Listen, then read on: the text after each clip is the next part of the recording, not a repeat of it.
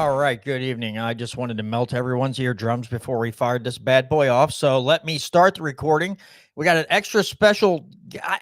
I shouldn't call her a special guest. We just have a guest that we haven't had with us on the show for a while, and that is Catherine Dreher. So Catherine's going to join us for a little while we break down some Missouri news. But again, before we get into all that, I will start the recording. Let me make sure my card is all empty here.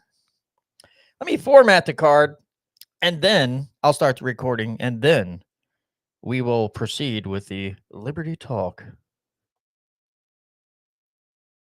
The Constitution isn't just a document. It's a blueprint for freedom. We're breaking down politics at every level, exposing government overreach, and going where the mainstream media surely won't. Join us in defending individual rights against the bureaucratic tide. You're listening to the Missouri Liberty Report. All right, folks, we are back for another Martzist and Dreher edition of the Missouri Liberty Report. Yeah, that's right. Catherine Dreher is also joining us on the phone along with Tom Martz this evening. Now, I don't know how long Catherine's going to hang out, but that's fine. When Catherine joins us, it's an extra special treat for us all to get her take on some of the politics here in the state of Missouri. If you never went and looked for episodes, or if you never got on YouTube and looked up Rogue Politics and watched them break down just the financials and some of the dumb things, some of the dumb rules they found in certain towns across Missouri, go on YouTube. You still find those episodes of Rogue Politics. Go watch Catherine and Kirby break these things down, and you'll see why we cherish her researching skills so much. So, first of all, Tom and Catherine, welcome back. Good evening to you both. Well, good evening, John. I'm happy to be here. And I think, thank you for saying it's special that I'm here with my mom. She always said I was special. Well, you're special to us, Catherine, because well, thanks. We don't get to have you on as much as we'd like to have you on. So when you're on, it just makes everything a little better. Yeah. Well, thanks. I took a little break for quite a while, and I'm as I'm saying, I'm kind of dipping my toe back into the quagmire of state and local politics. So, well, thanks for having me on. Hopefully, you don't lose any toes or feet. Then that'd be great. And Tom, sir, how are you this evening? You know, I have just discovered another gene that I was not born with. What's that? That being the suck up to the guest gene. Oh, wow. You're going to attack the host right off the bat. Well, you know, Tom, you're coming in swinging. Yeah, I know. Well, I was going to say something nice about Tom, but now I'm going to say Tom's the biggest piece of crap guest we've had. But for some reason, we like him enough that we have him on the first Tuesday every month. So right back at you, brother. All right. Well, I told you my official pronoun is Jack. You know what? I don't know if I can say that on YouTube or not. I know. I think we're all picking up what you're putting down, sir. All right. So we've got. It smells bad. Exactly. So we've got a myriad of topics that we can discuss tonight. I think now God bless America. I've got to look up. There's a new article on the Missouri Independent site, and it's about the very same thing that we covered last week. But I definitely want to get everybody's take on this once my web browser decides to. Oh, there it is. Look, it's right there on the front page too. I don't know how I forgot to pull this up. Let me share this screen with everyone so they can see it on the live stream. And so yeah, right here on the homepage of the Missouri Independent, we have State Representative Jim Murphy filed a bill that says it targets misleading automatic donations, and it says here connected to Bill Eigel. State Rep Jim Murphy says the bill was prompted by the Independent story about a Nebraska veteran who gave 35 times this year to Eigel's campaign for St. Charles County executive. So now he is filing a bill And it really all stems from, after reading, kind of perusing the article here, it pretty much stems from just someone having to, I guess, maybe uncheck a box so they won't be recurring donations. That would ban that. He said, basically, if you want it, you have to call them back every month. That's Representative Murphy's opinion. I don't disagree, but here we have another piece on this. So we'll just go around the room here. Well, no, we won't go around the room. We'll go around the other people on the show here, and we'll start with Catherine this time. Catherine,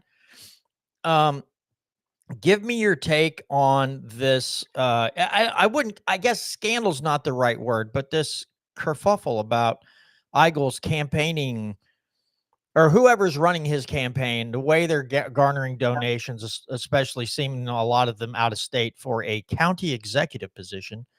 But give us your thoughts on this whole thing. Well, I think it is downright dirty and deceptive. And I will say, when I was supporting Bill Eigel for governor, which eventually I did not, but at one point when I did make a contribution to his campaign, and the next month money was taken out again. And so you're right, there is a place where you have to uncheck that you don't want it to be a recurring donation. And he did get in trouble for this back when he was running for governor. I don't remember. I'm trying to look online now, and I can't find it. What the service it was that they were using that did this? Maybe one of y'all have that. It was a particular fundraising kind of service that this is how it operated.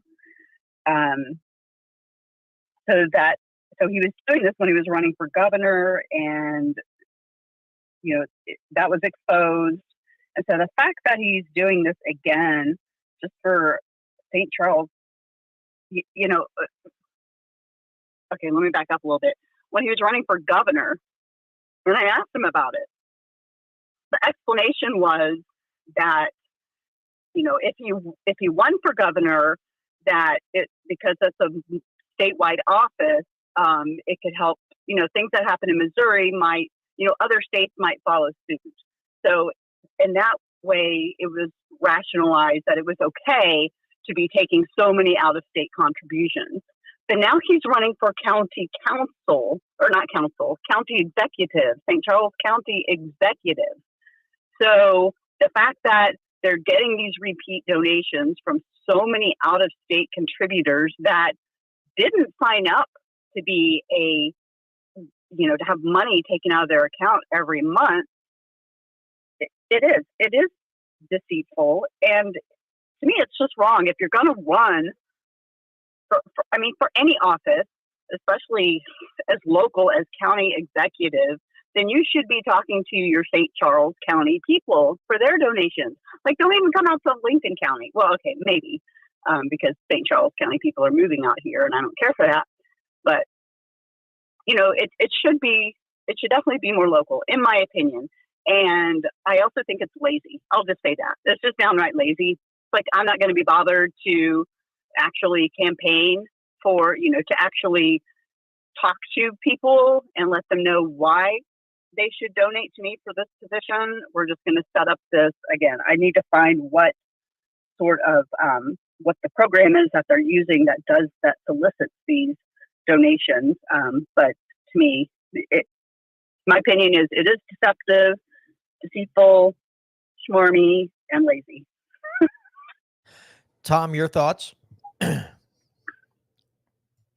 Well, as one of two people on this show that did not support Eigel, because I'm assuming Brandon did not either. Well, I eventually did not, so you can lump me in there. That's okay. You'll work up to Eigel, so don't try to squirm out of it.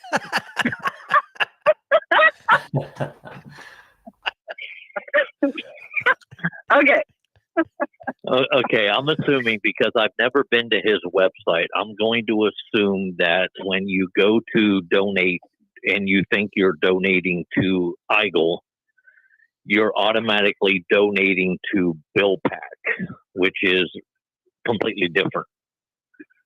And it's set up that way so Eigel can basically feign that he doesn't know what's occurring. It's up to the Political Action Committee. They're the ones that deal with all that. But in this day and age, for somebody to have to uncheck a box instead of check a box in order to make it reoccurring, in my opinion, that's about as fraudulent as you can possibly be, because you literally are setting people up to not only get the first donation, but the second, the third, the fourth, the fifth, the sixth. And because he got the cease and desist letter from the Trump campaign because his Political Action Committee letter was very suspiciously framed to make it appear that people were donating to the Trump campaign and not to the Eigel campaign.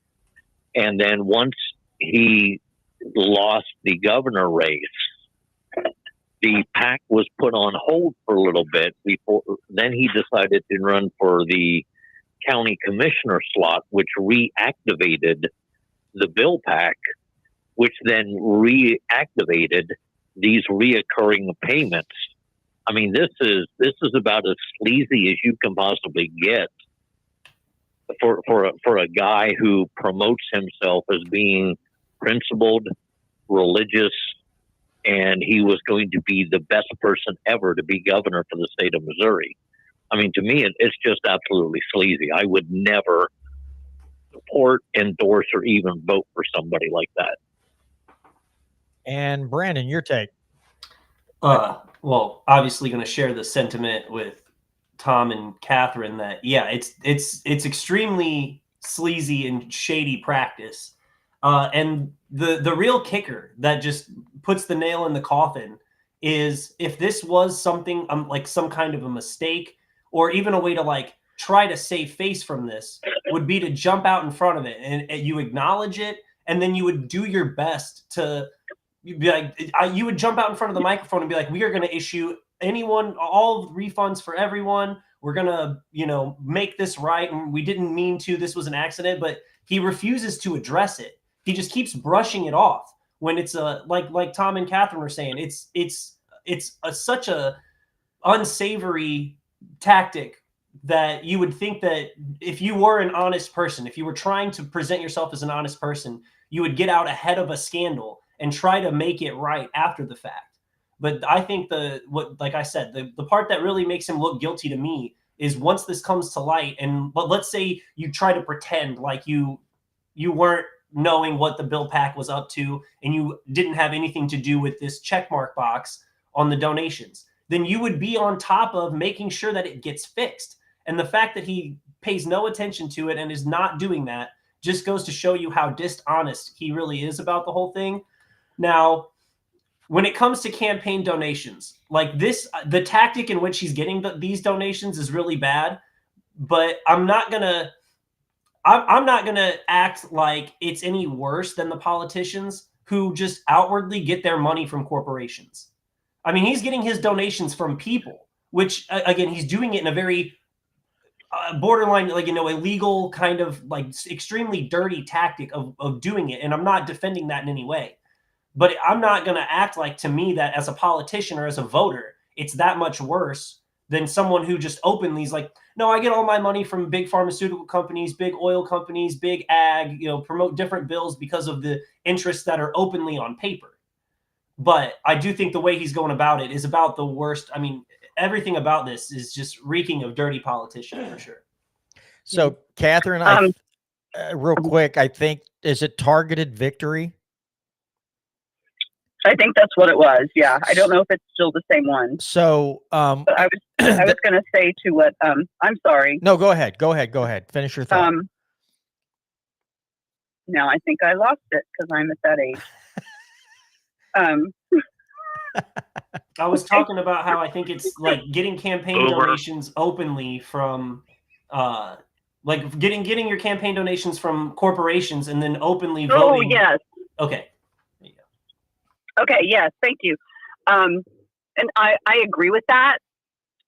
But I know, like, when Eigel ran for governor, this is how he was able to say, none of my contributions don't come from PACs. But, it didn't show the underbelly of how he was getting all these contributions from people. But that was one of his huge bragging points when he was running for governor, was comparing, look at the percentage of, lobbyist donations that Kehoe's getting and Ashcroft is getting compared to me, where 90-something% of my donations come from actual people. But now we learn, it's people that didn't know that they signed up for recurring contributions. Yeah, and so I found an article, as much as it's gagging me to say the name of this website, from St. Louis NPR. They have an article from 2023. So not only apparently did Bill Eigel use this targeted victory, Will Scharf, who was running for, I believe, Attorney General, yes, he was using the same thing as well. So let's see.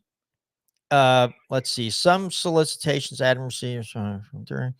His name is among 33,408 donations from individuals reported to the MEC this year by Believe in Life and Liberty, or Bill PAC, which is backing State Senator Bill Eigel's campaign for the Republican gubernatorial nomination. He also shows up on the report for Eigel's official campaign committee, which lists 6,914 individual donations. This is from an 87-year-old in Burlington, North Carolina.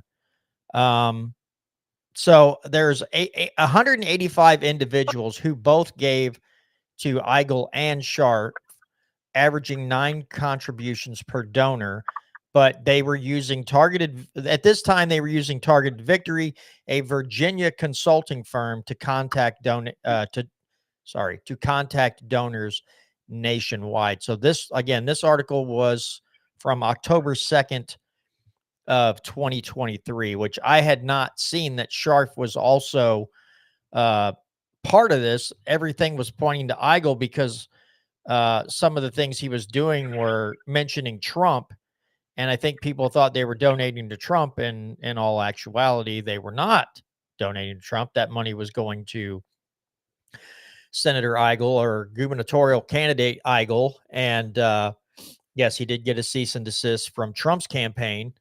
And I believe there was a couple of MEC or some ethics complaints filed over this. I saw another article, I didn't pull it up, that said that he was getting, the donations he were getting were over the amount that they're supposed to get.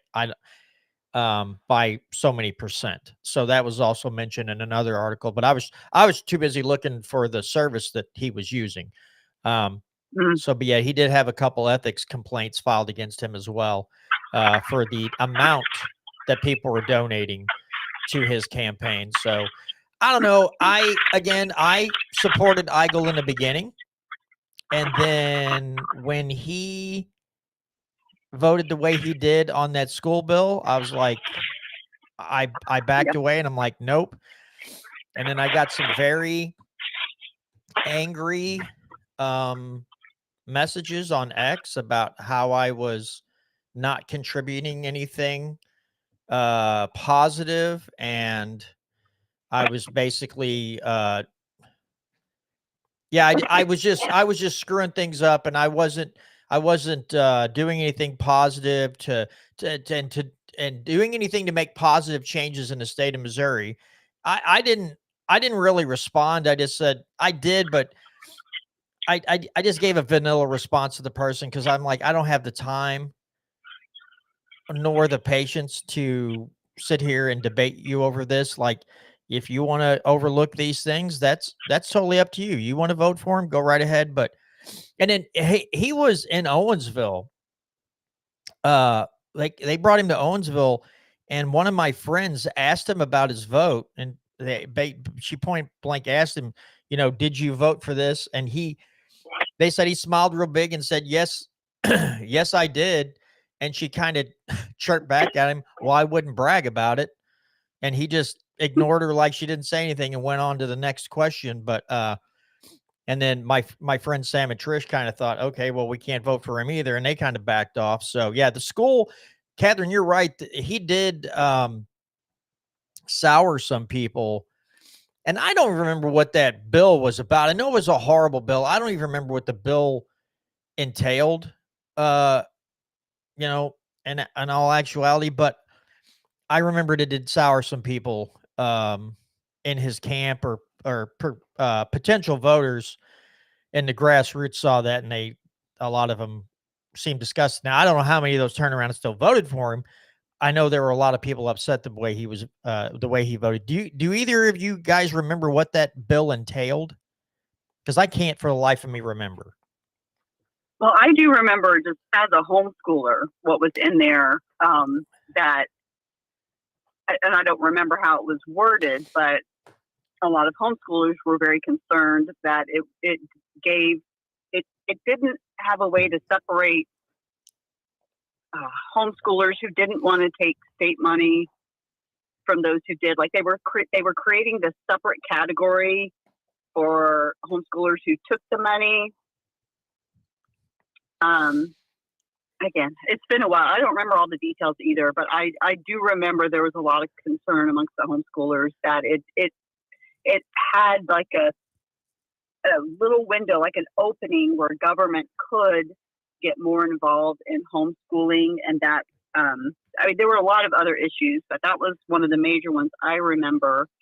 And with because Eigel voted in favor of that. Now he was running as the grassroots governor. He was running with the support of the grassroots, and for him to vote that way, knowing that so many of us in the grassroots were opposed to that bill, that to me, that's how he shot himself in the foot. I honestly think that's just how he lost the governorship. Was just not even reading the crowd, and then just pissing off the bulk of his base, which was the grassroots. And we were, like you said, opposed to that school choice bill. Again, for me, I mostly remember it could open a Pandora's box against homeschoolers who decided not to opt into this program. I know that's really vague, but it's been a while. Well, I do remember also, if I'm thinking of the same bill that you are, there was a part in there about firearms, and people were afraid that they were going to treat the homeschool as a school building. And so then that would mean firearms were not allowed in that home, because they would consider, if you were doing the homeschooling in the home, they would be like, well, there's firearms in there, you can't do that. So that was, if that's the same bill, there was a lot of angst about that as well. Yeah, it's the same bill. It's, okay. As I recall, I don't remember how many pages it started out and then ended up being like 100-something page monstrosity. Yeah, I wish I could remember that bill number, because good Lord Almighty, that was a horrible thing. And I knew it caused a lot of people said that, talk trash about it when the vote came up. A lot of the people who talked smack about it turned around and voted yes on it. And it's like, okie dokie. I don't know what I remember hearing rumors that lobbyists were really throwing their weight around and basically saying, if you don't sign this, if you don't vote yes, then any legislation that you were hoping to get through will not go through. They're basically told it's not going to happen. So there was a lot of that going around. Yeah, it was Senate Bill 727. Okay.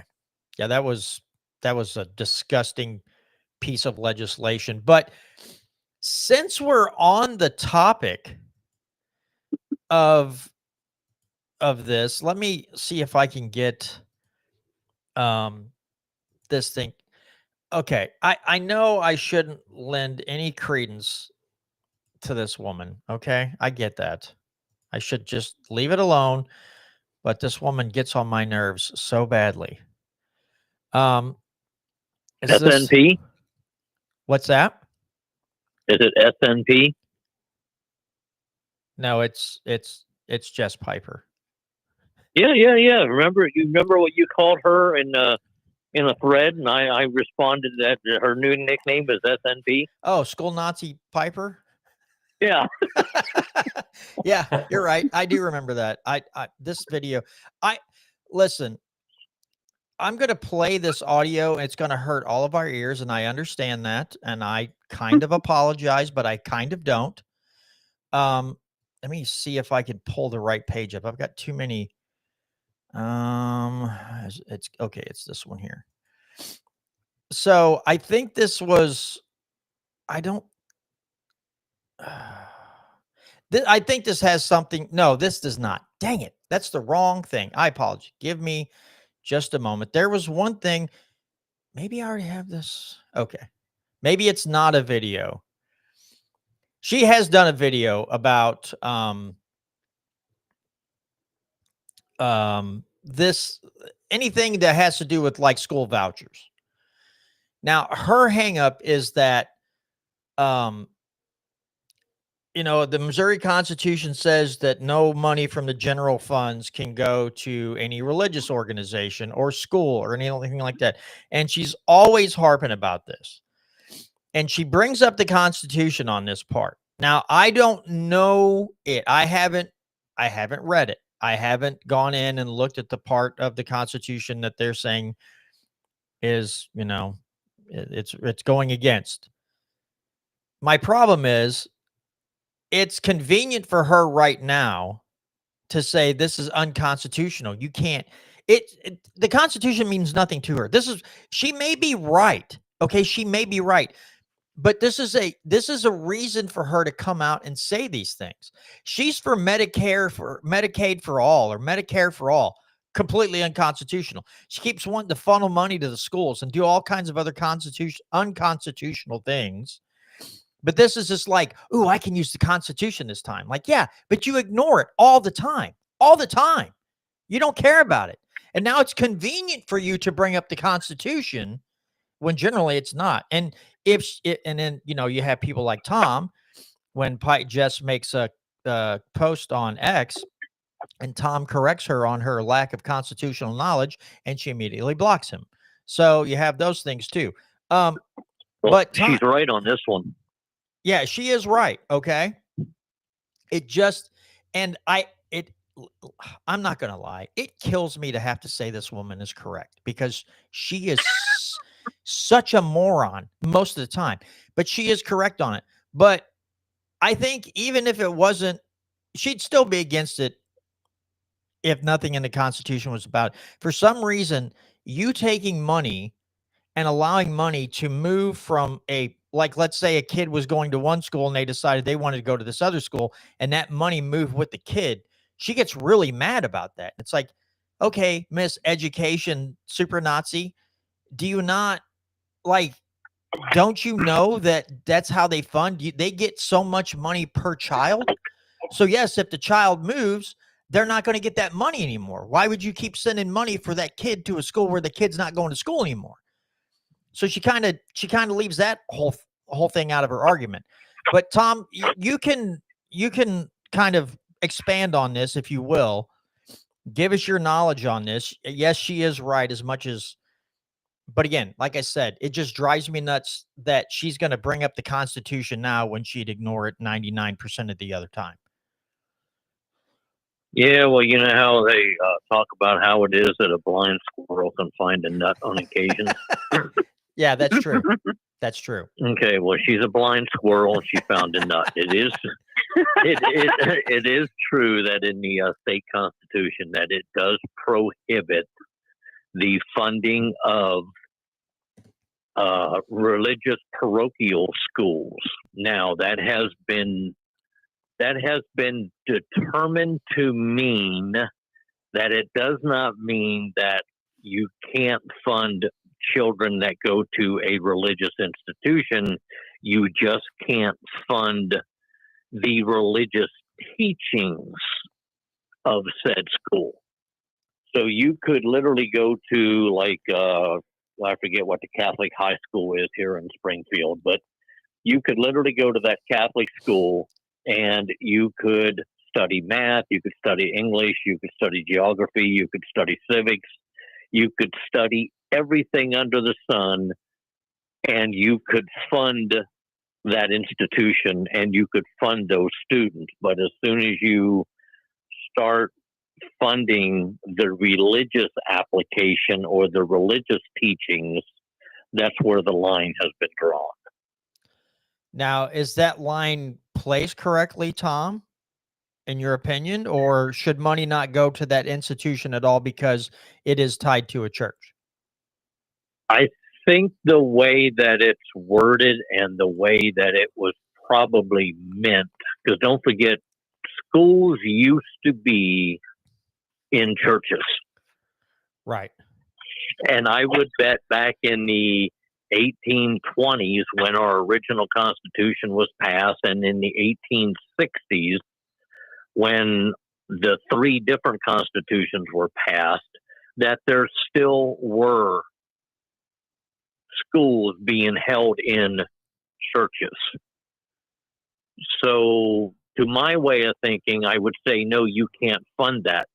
But based on the time frame that was written, you would almost have to correctly believe, in my opinion, that a student can attend a religious school and be funded for that education, but that school would then be prohibited from teaching any type of religious philosophy or religious dogma as part of their studies in order to qualify for that funding. Okay.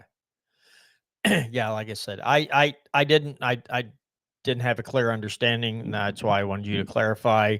Like I said, she is right on the constitutional part, and it was probably I'm sure she didn't find that out. I think somebody else found that out for her, and then she's like, okay, I can run with this. I'm sure because again, she seems to have no constitutional knowledge generally on most other things. So I think the blind squirrel finding the nut is right dead on, because I think somebody else led her. I think there was an article or something written.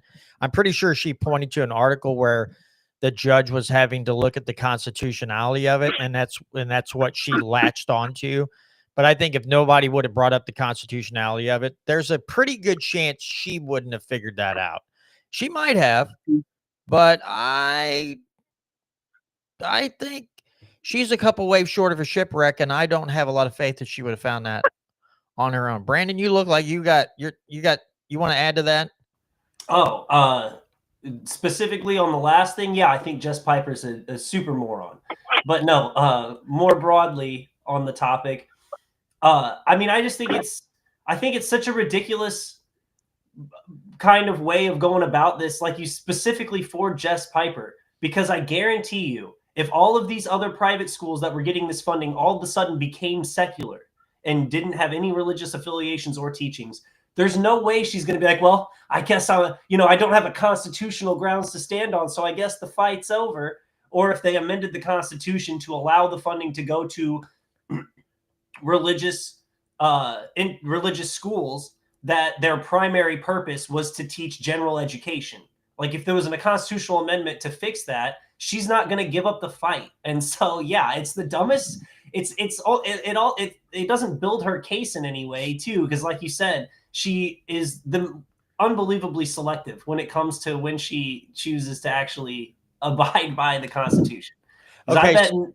I bet at least one post above or below that post that she has something to do that's unconstitutional. Okay, so Tom, and so she's got in this post written the Missouri Constitution, Section 8.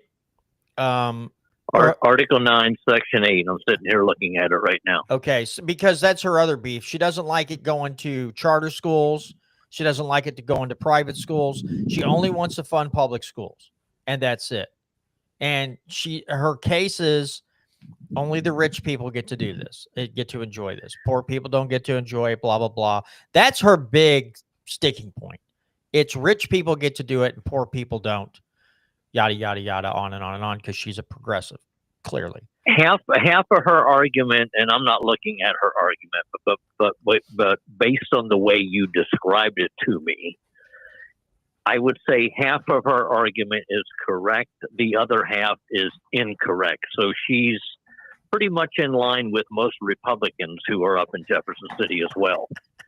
But it states neither the General Assembly nor any county, city, town, township, school district, or other municipal corporation shall ever make an appropriation or pay from any public fund, whatever, anything in aid of any religious creed, church, or sectarian purpose, or to help or support or sustain any private or public school, academy, seminary, college, university, or other institution of learning controlled by any religious creed, church, or sectarian denomination whatever, nor shall any grant or donation of personal property or real estate ever be made by the state or any county, city, town, or other municipal corporation for any religious creed, church, or sectarian purpose whatever.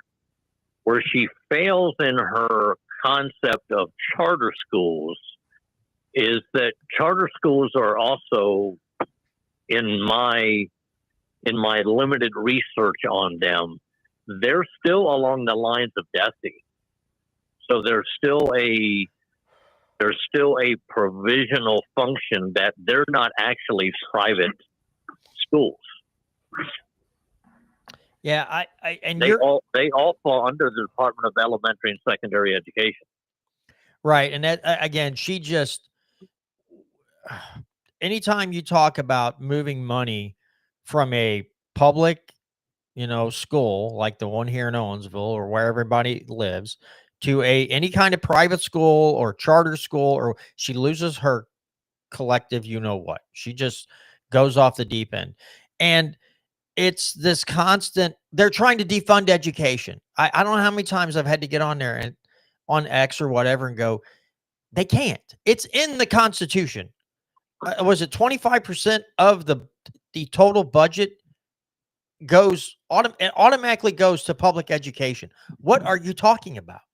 And no, and I've told her, the budget keeps going up, so you're defunding the education. Clearly isn't happening. What are you talking about?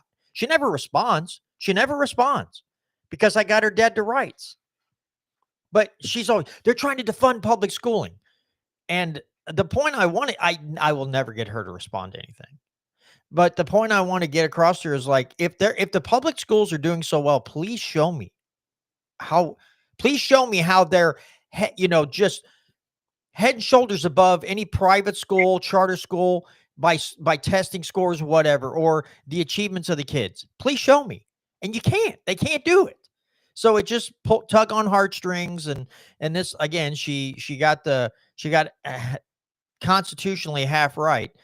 And then the other half, she just, her school Nazi brain catches on fire and starts stinking up the whole room.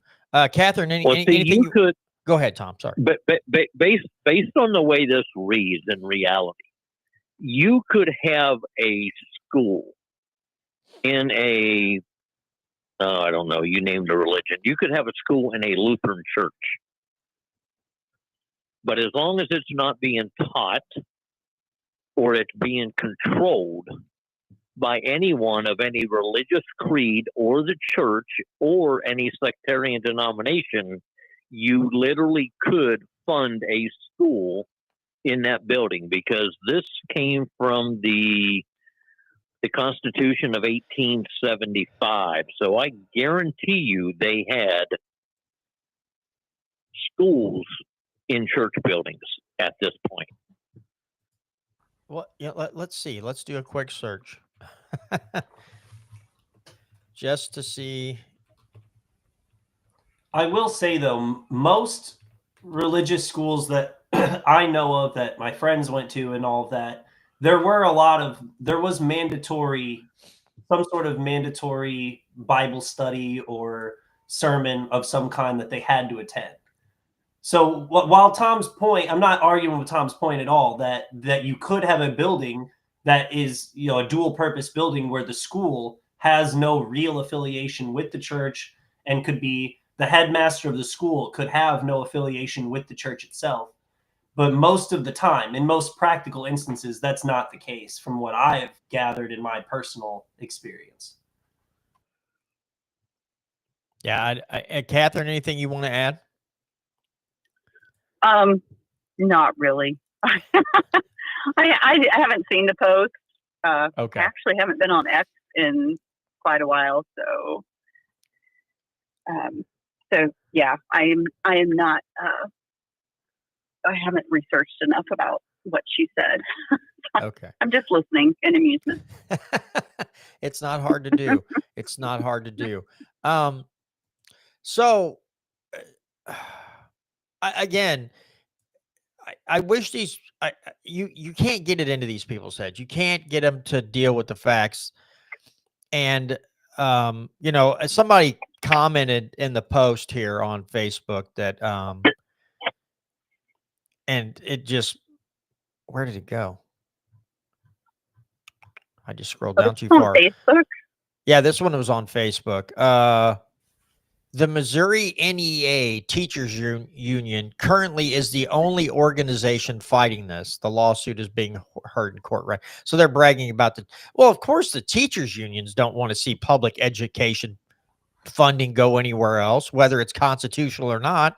They got to protect their teachers, and they got to make sure they force your kids into their schools so their teachers can get these god-awful salaries, these god-awful high salaries, and continue to extort taxpayers. Like, that's too good of a thing to give up. Like, you can't give up on that. That's easy money, right? That's gravy train right there, right? I mean, it's just also, in my opinion, it's like not within the spirit of what the intention of the article was supposed to be. So in my mind, and maybe I could be wrong, but in my mind, it's that you don't want the state showing favoritism towards a religion. It's that you want to keep it separate so that it's not like Missouri is a Christian state or Missouri is a Jewish state or a Protestant state.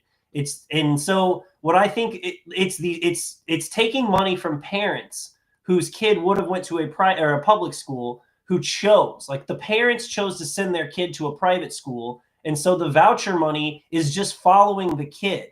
It's not going to that religion. And so I think Jess Piper making a big fuss about the constitutionality of it, like, I understand that you're right. She's right in a sense, but it's not in the spirit of what again, and I could be wrong on that, but from what I feel the spirit of the law is supposed to be, which is the law is like to keep the state from choosing a religion or choosing religions. And I don't think that's what the spirit of the school choice voucher is doing. It's giving parents the right to choose a different school that fits their religious values and the money following the student. So again, I mean, she can make this argument, but it's just, it's dumb on every single level.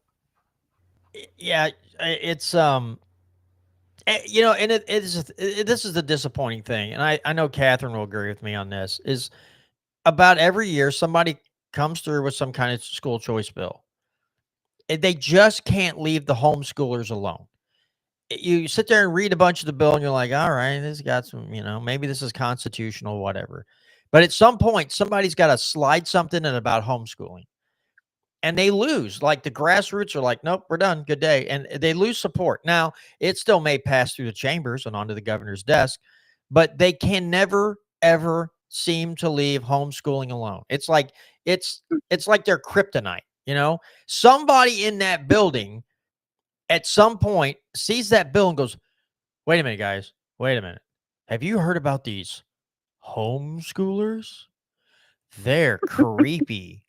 Put something in about the homeschoolers, or I just can't vote on this. Somebody in there is just apoplectic that homeschoolers might be getting the upper hand on kids that go to public schools and getting taught better and coming out more knowledgeable than all the kids that, our personal property taxes pay for to go to schools. And it's a bill after bill after bill again, Catherine, you can add to this if you want, but there's always something about homeschoolers, right?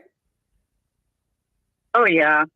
To me, it's control. It's something that, the way our state law is set up is it could actually, we could actually have a little, they could actually loosen the reins even more. But I think that's what bothers them is the state feels the need to run our lives. And so I think that's what bothers them so much about homeschoolers. And with our current law, because we don't have to let the government know that we're homeschooling, and we don't have to make our kids take standardized tests and turn in that information. And, we know what, just what a farce standardized tests are anyway. They don't really measure the aptitude of a child anyway. But to me, I just think it's like it's something that the state goes, we don't have a whole lot of control in this area, so what can we do about that? How can we have more control over the homeschoolers in our state? And it's a constant. It feels like it is a constant battle to keep their hands out of homeschooling, and even I think we could even do better. Like the fact that we're supposed to keep hours in, certain subjects, like, they're supposed to have 1,000 hours a year, and 600 hours of those are supposed to be in the core subjects. And we don't have to turn in those hours. It's just in case, like, our neighbor's like, I don't think you're really homeschooling your kids, and decides to take you to court. You can show, look, here's the hours that they've done. And, you have to keep, some of the work that they've been doing, which is fine. I don't care about that. But this whole hours thing to me is just so arbitrary, because, like in public school, if you're smarter than the other kids and you got finished with your work faster, you're just sitting there twiddling your thumbs waiting for the other kids. So it's not like you're spending that entire hour of math actually doing anything. Anyway, sorry, I'm off on a tangent, but because I personally think our homeschool laws could be even freer, but I just think, again, it's an area where the state sees that they don't have oversight as much as they would like to, because they want to have oversight over everything we do. Well, and I've seen posts of you and your kids and that you've homeschooled, and neither one of them look like they want to go around and mutilate animals and some kind of antisocial weirdos and, committing mass murders. They seem pretty like normal, well put together kids. So I don't, it's not like you homeschooled them and they walk around drooling and sucking applesauce through a straw and they can barely count to 3. So, and I went to school with 2 guys. They came in my junior year of high school. Now, they were homeschooled up to that point, and then their mom gave them the choice if they wanted to go ahead and finish out like the last year or 2 in public school and graduate with all the other kids. And they said, sure. Wicked smart. Everything. They breezed through every class. They had no issues in school. And it was I think they probably had a harder education at home than they did in the school building, in all honesty. And but back then I didn't even think about it. I'm like, oh, they homeschool, cool. And I would ask them questions, but I hear people talk about, I've been to houses when I worked for a pest control company. They homeschooled their kids, but I could tell every single one of those houses were structured. Like, they would spend so much time on the education part, but then they had other things that they would do. So if it was rather like working in a garden, working with livestock, whatever. So they were learning some like life lessons as far as being self-sustainable, which government doesn't like that for sure. And then they were getting educated, and none of the kids were any of that. It's just there was always structure there, and it was a better structure than a school that says you're going to spend 8 hours in this building running from room to room to room. And again, after having the president of, I believe that was the Camden County School Board on, when I asked her, why do you have to have a superintendent, an assistant superintendent, and all this stuff? And she's like, that's because there's so many boxes we have to check before we actually start educating the kids. That's why we have to have all the staffing, because the state has set up so many rules that we have to comply with before we even worry about what we're going to teach. We have to make sure we have all these, T's crossed and I's dotted.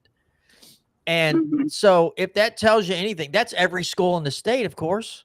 So yeah, if you don't have all those rules and regulations and you're somebody with more than 2 brain cells to rub together and you're somewhat structured, then homeschooling seems like a no-brainer. And then the kids aren't stuck in a room for 8 hours. They might be done in 4 and it can go on to do other things. To me, I know other countries don't shove their kids into classes and give them like a couple of recesses and expect a 7-year-old to just sit down and shut up and not twitch or twiddle their thumbs or make weird noises and be a class clown, because they're probably a little more advanced than the other kids, so they get their work done faster, and then they're bored, so they do silly things to get other people's attention. Some countries don't do this. They don't run their schools like that. And there's just better structure. I wish, but we can't do that. We just have to produce mindless drones in public school systems and then send them out to do these stupid jobs. And I wish I could play the George Carlin bit on the American Dream, but that will not fly on the radio ever. And so I can't do it. But let's move on to another Jess Piper post. Now, I'm bringing this one up because she will post something about taxes and people will respond. She'll have a couple people. It's a very small minority, right? But she will post that, or people will post taxation is theft. So she makes this post. Listen, if you tell me that taxation is theft, I'm going to need you to quit driving on highways or walking on sidewalks or attending a public school or using police or fire services, and don't even think about visiting a library. So a lot of people were like, I don't think you need to worry about library visits. People who think taxation is theft don't visit libraries. And forget about snow removal. Don't drink the water. Dig your own well. And it was a lot of, they don't visit libraries. And so all I did was I commented. Of course, no one's responded, just like usual. And I didn't say anything awful. I said, to say that people who believe taxation is theft don't read is a little misguided and naive. There are quite a few of those folks who are more well-read and educated on things that would embarrass most of the cult members of the Democrat and Republican parties. Oh, we're going to go around the room. Everybody, when you talk about taxes, everybody might have a little bit of a take. So Tom, Brandon, we'll start with you. Then we'll go to Tom. Brandon, give us your thoughts on this post, and especially on the taxation is theft thing. I know we always make jokes about my roads and my bridges, but break it down. Give us your thoughts, and we'll go to Tom, and we'll go to Catherine.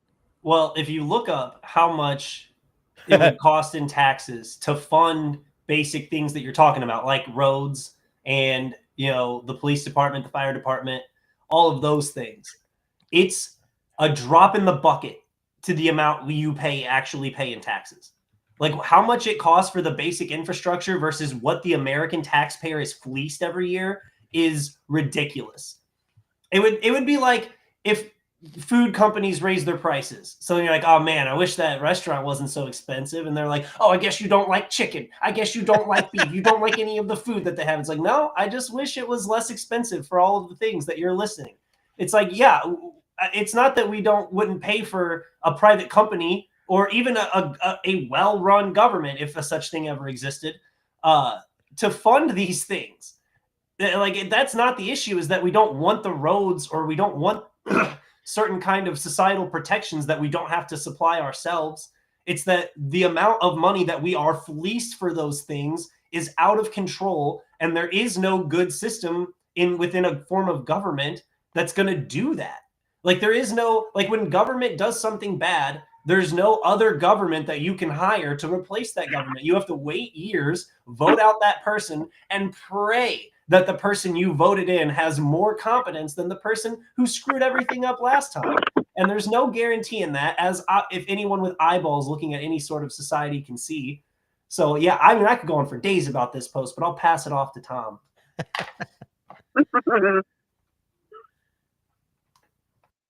Man, this is where my boomer years helped me greatly.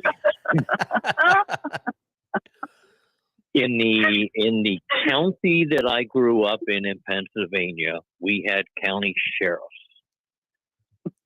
and we had a sheriff. We did not have local towns police.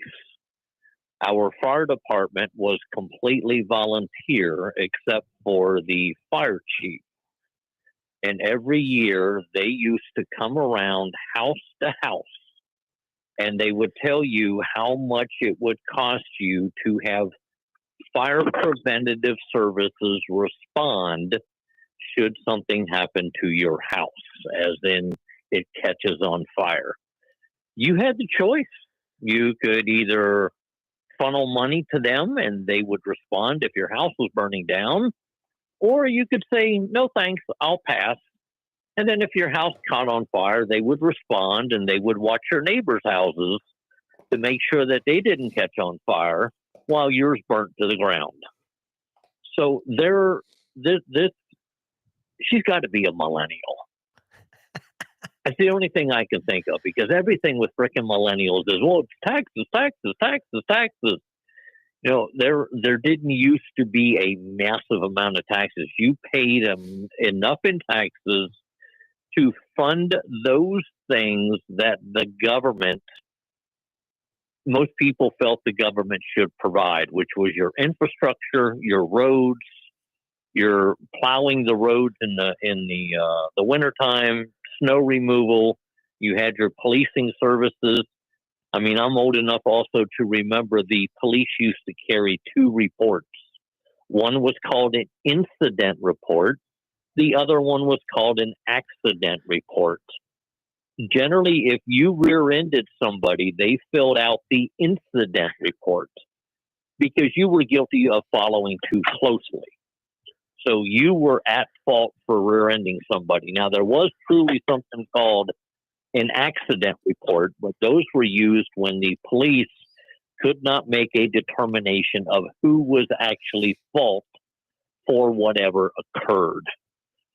So they basically, at that point in time, when I was a kid, they would, like in a car accident, whoever they determined was guilty based on all the witnesses who were standing around talking and the drivers of the vehicles, whoever they determined was the guilty party, they would issue that person an incident report, and then that individual had the right to go to court to prove their innocence. But if they didn't, they were then responsible to take care of all the damages and everything from everybody else's vehicles. So growing up a boomer, there were many things that we weren't taxed on that we are now taxed on. So the case that, well, if we didn't have taxes, we wouldn't have roads. Jess Piper really needs to go back and look at how roads were created before taxes were implemented to fund them. Because it happened in this country. Catherine, on to you. Okay, I think, just reading this post, she's created her own red herring. Because it starts out, listen, if you tell me that taxation is theft, and then she goes into these, okay, here's the things you have to stop using that are paid for by tax dollars. But she doesn't actually deal with the taxation is theft portion. Because taxation is theft. It's not voluntary. What happens if you don't pay your taxes? What's going to happen to you? Yeah. Men with guns are going to show up at your door. And you're going to be hauled off. I can't go, when I need more money for something. I can't go hold up my neighbor and demand the money. And so, yes, taxation is theft, Jess Piper. And I feel like I'm just going to stop right there because I feel like the rest of what she's doing is just a diversion from the actual statement of taxation is theft. Yeah, I mean, it's the thing. It is. It just is. Let's just think about that for a moment. It is. Well, yeah, and I mean, to her, I don't want to say to her credit, but she sets a trap for herself, right? Because if she lent any credence to, if she ever spoke an ill word about how taxes are spent, right, then everything she said before falls apart because somebody's going to call her out on it. So she can't even go in that direction. She has to stay on this path of, that silly, stupid argument of, well, taxes are the price we pay to live in a civilized society. Where is the civilized society at then, for the love of God? Y'all are out of your freaking minds. And as Tom was saying, about roads, I can't remember if this was something Tom Wood said that I read once, but okay, it's not like we would be standing around going, you know what, I'm over here and you're over there with the service I'd really like. How am I going to get there? It's ludicrous. And this is where Democrats drive me crazy just in general, is they seem to think that we are opposed to these things, but no, we're opposed to government stealing our money for schools and for fire departments and police departments, and then they create these public sector unions.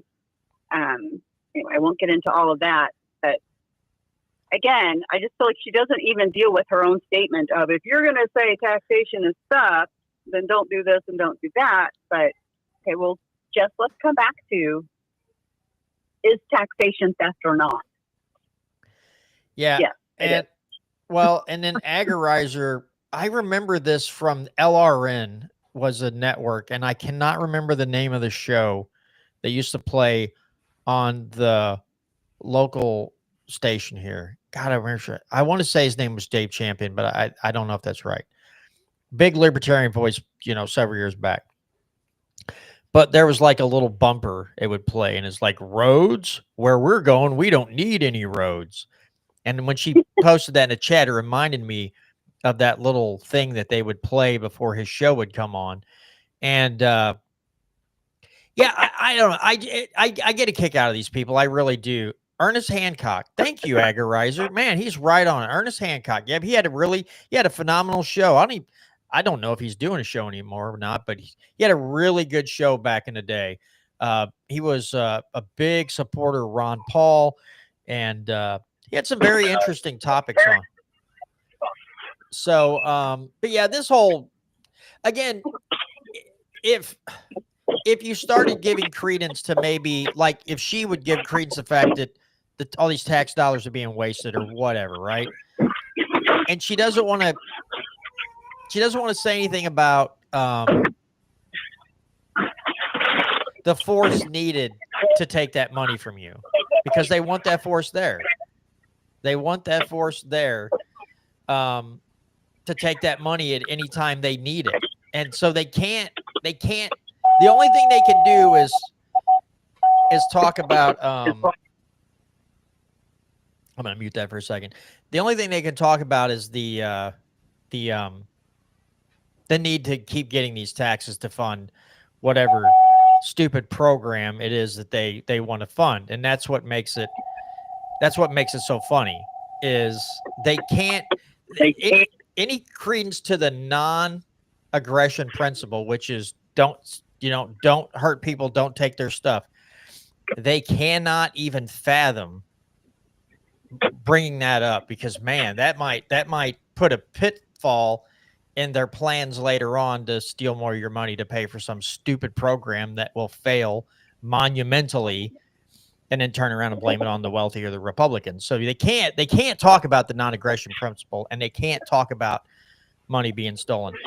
Real quick though, before, I know Brandon's got something he wants to say. I can see it on his face. There was something else that they posted about the striking of those Venezuela boats by the Trump campaign or the Trump, White House and they're all up in arms about it. And I said, I take some of them off because I'm like, are you guys this consistent all the time? I didn't see these posts about Ukraine. I didn't see these posts about Israel. And I was like, if you guys are being consistent, that's fine. But I said, if this was another president doing this, would you be as mad? Because I think some of you are just mad because Trump's doing it. And if it was a Democrat doing it, you'd probably be like, well, they have to get rid of the drugs. They can't let the drugs come in the country.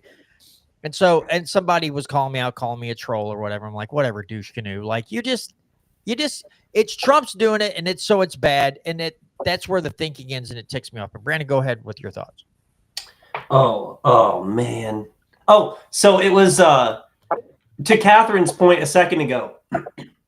Even if with the current infrastructure we have right now, if we stopped using public funds and we stopped using MoDOT to build roads, businesses would build the roads. Like the private industry would build the roads because they're the ones who want the employees and the customers. So they're acting like businesses, for the Democrats, the ones who are always talking about corporate greed and all of that, the corporations and the people with the money would be the ones building the roads under a privatized system. They wouldn't be taking it from the common man to build the roads. It would be funded by people with the money to fund it, not from the general taxpayer who doesn't use 80% of the roads that he's funding. And so I think that's stupid, but don't get me started on Venezuela. That's a can of worms that I'm ready to go down whenever you are. Okay. It looks like I'm not going to read the bill because I don't know how many pages it is and I don't want to go through it all, but it looks like there's a HB 2123 and the bill is basically to repeal section 173.250 of the revised Missouri statutes and to enact in lieu thereof 2 new sections relating to higher education workforce policy prioritization. So I don't know what this is, but there's already new pre-filed legislation for higher education or whatever. So what a freaking shocker. I was just kind of going through Legiscan and seeing some of the stuff that that had been pre-filed so far. Looks like we got one for motor vehicle safety inspections. Whoa, what's this one? HB 1687 from Representative Scott Cups. This one seems like a doozy.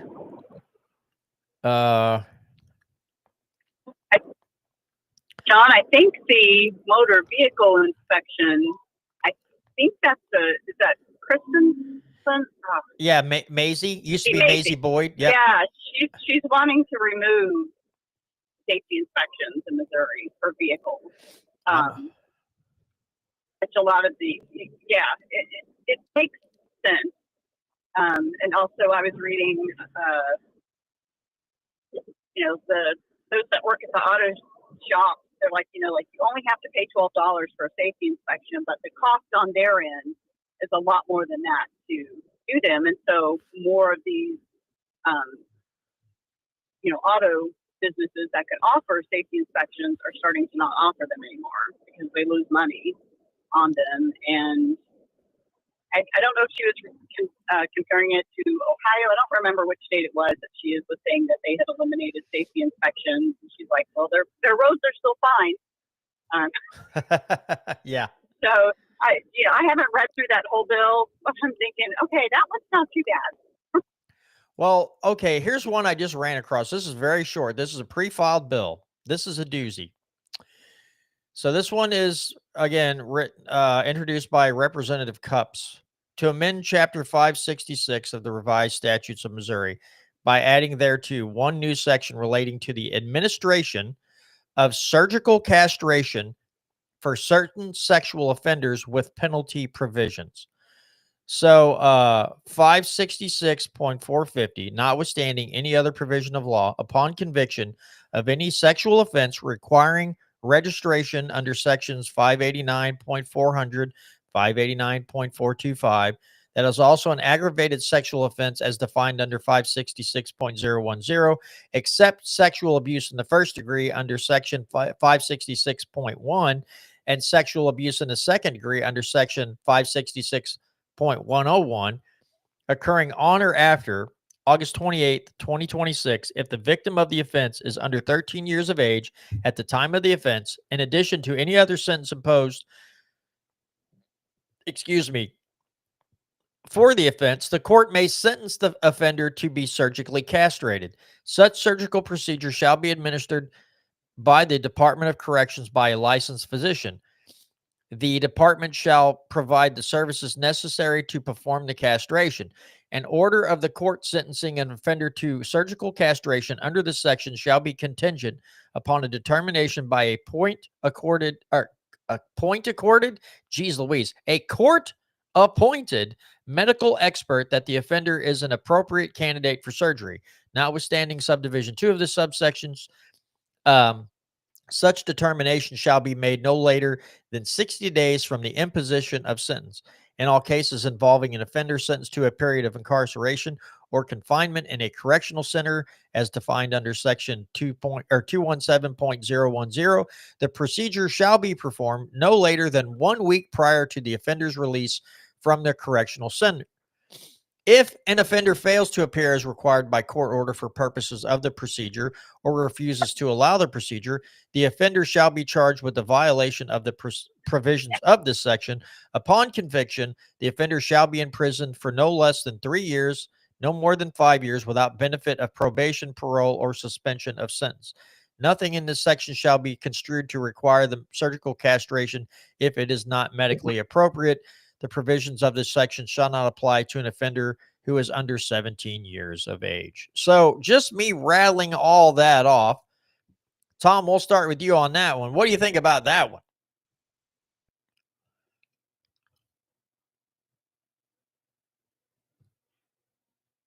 I was sitting here going through different types of House bills while you were rattling that off. Yeah. So I realistically wasn't paying that close attention. But I see that your guy, you have Sassman, right? Oh, God. Dude, don't bring him up. Go ahead. What were you going to say? No. He, HJR 103 proposes a constitutional amendment relating to the advertising and promotion of marijuana sales. HJ 104 proposes a constitutional amendment that modifies term limits for members of the General Assembly. Here's one that will really get me in trouble because I'm adamantly opposed to it. Is Matthew Overcast proposes a constitutional amendment exempting from taxation certain real and personal property owned by former prisoners of war, veterans with a total service-connected disability, and Purple Heart recipients. You know, there's over 1,000 already. There's over 1,000 pieces of legislation filed. That is freaking insane in one day. Yep. What was the one from Sassman? HJR what? These are constitutional amendments. So HJR, let me scroll back down to where I was at. There's just so many freaking bills. I can tell we're going to have a fun time this year in the legislative committee. Like, are you freaking kidding me? Hey, Tom, why do you hate veterans? I was just going to say the same thing. Well, considering I am one, I know. HJR 103 and HJR 104 are the two Sassman constitutional amendments. I gotta look at this. He's such a But I noticed that Mike Sierra Pioy has on the Senate side He's introduced one that says requires all elections for local tax increases to be held at the general or primary election. I would rather see it on the general. I think we need to get rid of the primary. He also has one about modify certain provisions relating to renewable energy standards. He wants to move the school board elections to the November general election ballot. I don't have a problem with that. Cindy O'Laughingstock wants to put a moratorium on the construction of solar panel projects. Huh.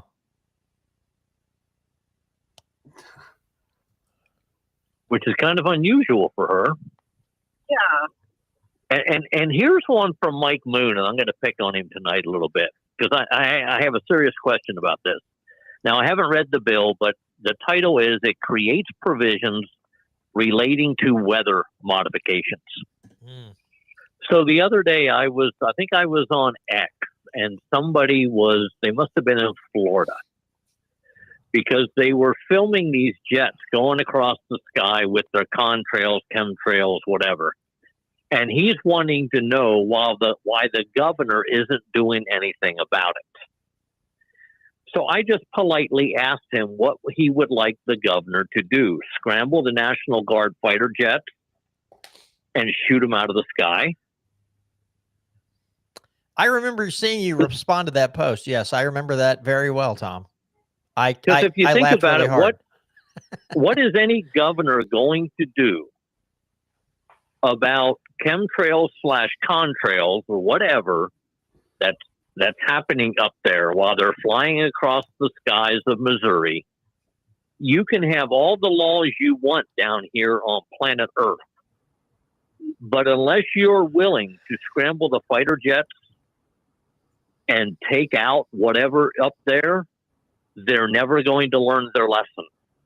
Yeah. If they realistically are spraying chemicals, the only way you're going to stop it is to take them out of the sky. And there is not one single governor in this country who is willing to do that. For God's sakes, they wouldn't even do it for a Japanese spy balloon. Or Chinese, excuse me. Right. Well, not to mention that a lot of people think they're coming from commercial airliners. So you're not going to shoot down a commercial airliner full of people. Even if it's just one person in the cockpit, like if you think the chemtrails are happening, then you need the FAA to launch an investigation into the private companies of the airplanes. Like you're saying, Tom, the governor's not going to be able to do anything. What could the only thing you can do is not allow planes to take off without a chemtrail tank inspection in the state of Florida would be but I don't even know if you have the authority to do that. That might be, wouldn't know who has the authority to necessarily declare something like that. But like you're saying, the governor has no authority to do that.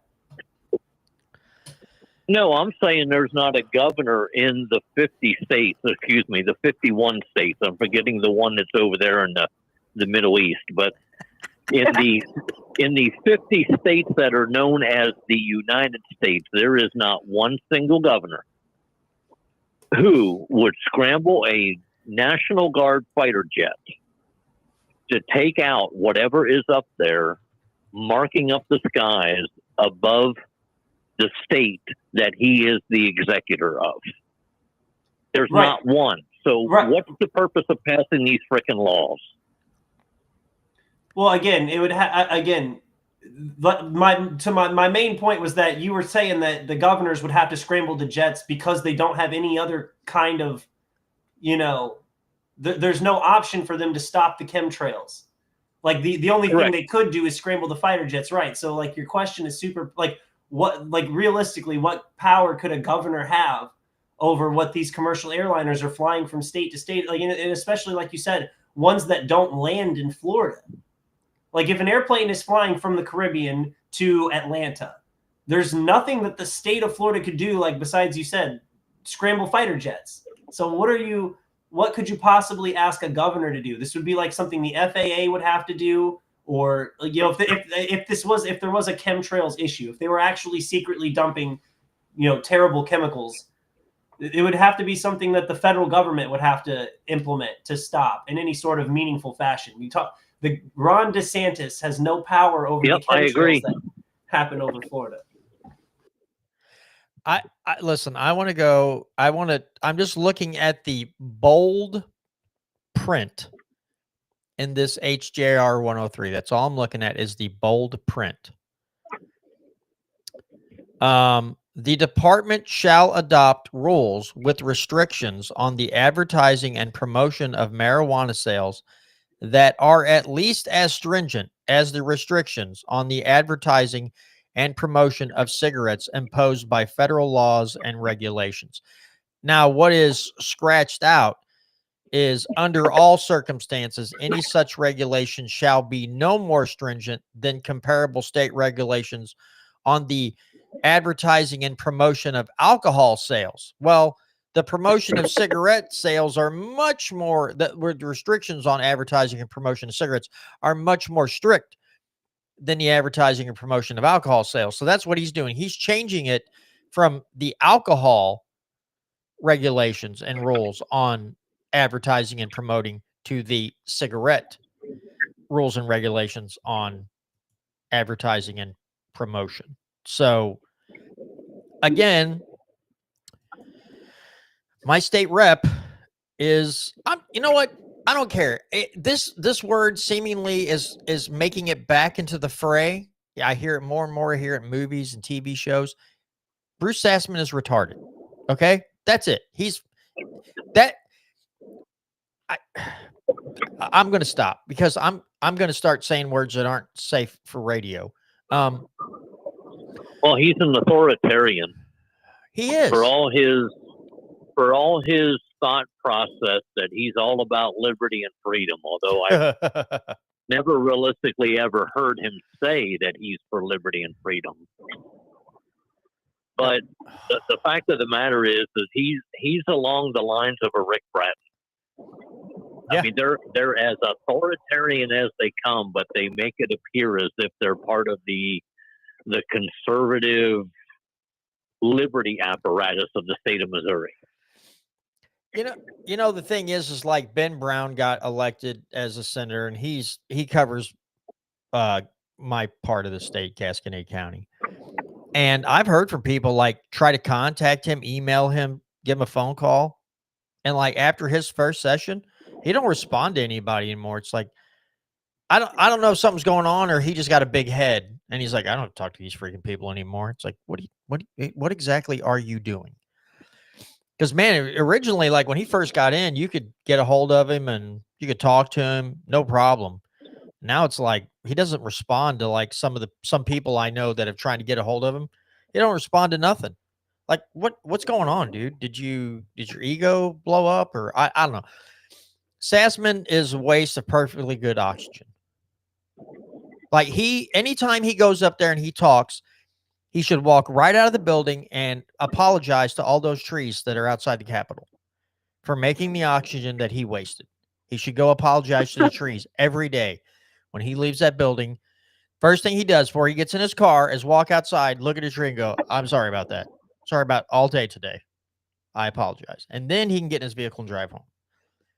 Jesus Christ. I'll just never understand the new wave of conservatism that is just so against, like so promoting the prohibition of marijuana. I mean, you see it from the banning hemp bills. The state of Missouri last session had several bills in the House and Senate that were pretty much strictly aimed at limiting and disrupting the sales of Delta 8 products and marijuana products. And I just don't, it's so behind the times. It's so like backwards in liberty thinking and economic thinking. I mean, even with this bill that Sassman's promoting, even with this HJR 103, is that what it was? Yeah. So when I drive, like even in rural areas, like when you go down Highway 44, Highway 70, 61, all the different highways in Missouri, there are tons and tons of billboards that are being used by marijuana dispensaries to advertise different deals or to just the location of their building. And that's another major market that you're going to disrupt. I mean, there's so many, like, they don't even think about the economic impacts when they do things like this, about different businesses and different ways that you're restricting free movement of money. I mean, I'll just never understand it, because you've got even like Charlie Kirk before he passed, he did what's that show? Bill Maher. He did Bill Maher's show, the podcast that he does, not the show, but the podcast that he does.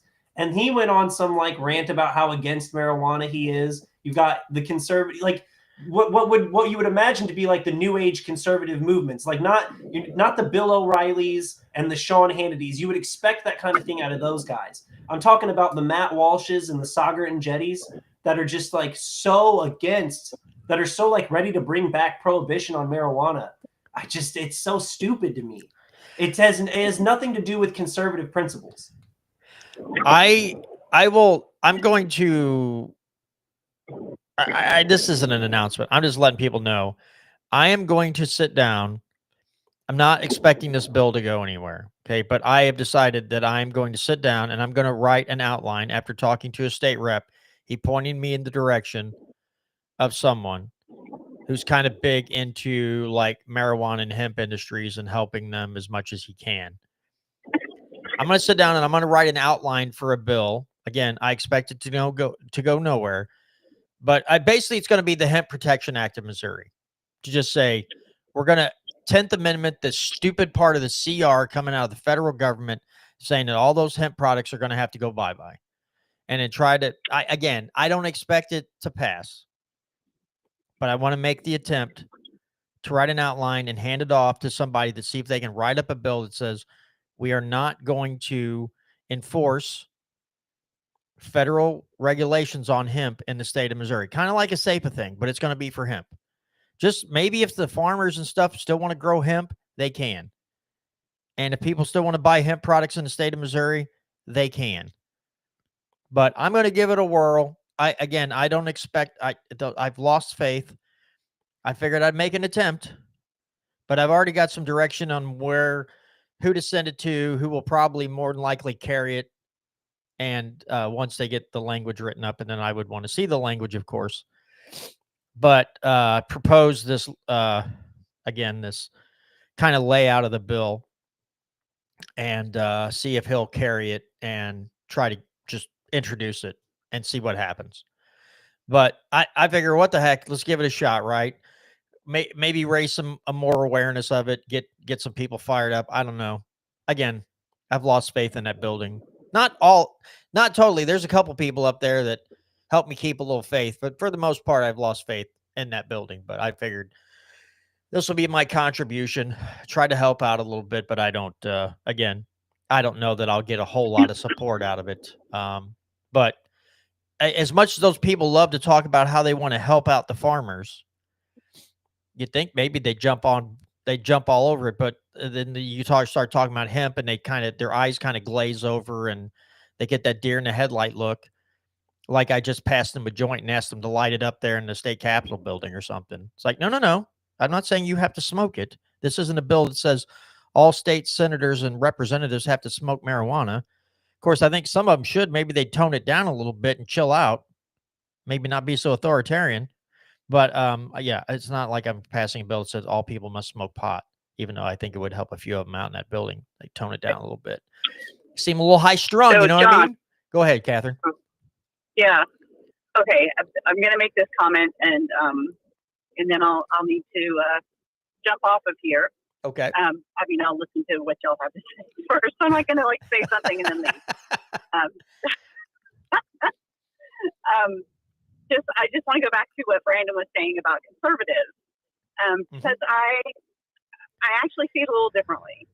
I don't see this as a new age conservatism.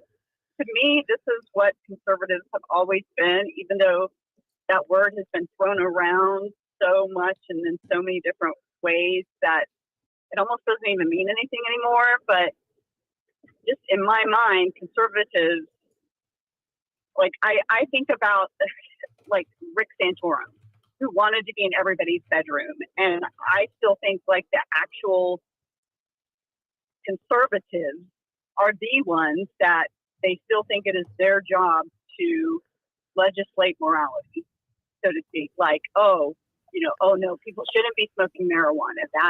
That's a bad thing. That's a no-no. And so we're gonna, pull the reins in on that. So just to me, I don't see this as anything. I don't see this as anything new with conservatives. In my mind, that's who the conservatives are. They want to conserve, or preserve a more traditional, I guess, kind of, with the family. And again, they want to legislate morality on us, and marijuana is part of that. Oh, absolutely. No, you're especially the people that identify themselves as conservatives. I guess my point is that when you look at Matt Walsh and like some of the younger Republicans and the figures of I'm putting it in quotes, so the conservative movement, they head nod towards libertarianism. Like they give the nod that they understand free markets, that they understand like liberty, and they understand like like personal freedoms and choices. And then they turn around and do these things. That's the worst part to me, is that like the old guard of conservatism and the Republican Party, they wouldn't even try to like the Sean Hannity is always my favorite to go to because he's just such a schmuck. But like the Mark Levins, like you expect that out of those guys. You expect them to be hardline prohibitionists. Right. It's the people that tip their cap to libertarianism that like they have the Ludwig von Mises, the Haslets, they act like they're part of this clique of like, oh no, we understand personal liberty and freedom, and then they turn around and are the prohibitionists. That's what irks me the most, is that they pretend to be not that. Like they are, but you're 100% right. The conservatives, they haven't deviated in policy. They've just deviated in rhetoric, which annoys me, because don't act like you're on my team and then take this prohibitionist, anti-free market stance. Okay, right. I got you. I agree. Yep. I see what you're saying. Okay, well, I do have to head out. I appreciate again that you having me on my show, on your show. I'm already planning my world domination. Thanks again for having me on your show. Absolutely, Catherine. And anytime you want to jump back on and hang out with us, you just let me know. We'll have you on for sure. Appreciate your time this evening. Okay. Well, thanks. Have a good night. You too. Take care. All right. So, Tom, any topic you want to jump into? We got about what we got. Oh heck, we got a half an hour left, or just under half an hour. Any certain thing that you wanted to discuss this evening? With 64% of the precincts reporting, Matt Van Epps, who is Team Red, is winning this seat in Tennessee, the House 7 special election. He's got almost 51% of the vote. Afton Bean, or Bain, B-E-H-N, who's the Democrat, she's got 46.8% of the vote. This is a seat that when Mark Green ran it last, he won by over 20%. And now they're barely maintaining. Okay, we just got a download. So now it's 52.1% to 46.8%. And there's an independent, an independent, and an independent, and the three of them combined may have, I think they have like 1,100 votes, but Epps has got almost 54,000. Afton has got 48.5. So, this, the fact that a seat that was last won by the Republicans by over 20%, and they're only winning it by 6% now. Ooh. I mean, Trump and his "I am God and everybody must worship me" has got to, at some point, somebody's going to take him to the side and go, dude, we can't continue to bleed votes like this. It's going to look bad on us come November. Yeah. Brandon, you want to comment on that? I know you do. Well, bro. it's just a continuation of what we saw in the special elections for the mayor election for New York, and well, it wasn't just the mayor election for New York. I think Virginia and another state, and the Republicans just got crushed. And they were areas that tend to lean Democrat, but Virginia just got rid of a Republican governor. And so it's not like out of reach for these areas to make like close elections, and they're getting absolutely dominated. And this particular race was supposed to be, it's been historically dominated by Republicans, and now it's within striking distance for Democrats. And it's 100% from what Tom just said. It is the Republicans that are in the administration, like this administration is, it's almost like they're willfully out of touch with at least the independent and moderate voters, doing just everything they possibly can to alienate people. I mean, I want to delve into the Venezuela thing here in a little bit, but it's just a growing part of it.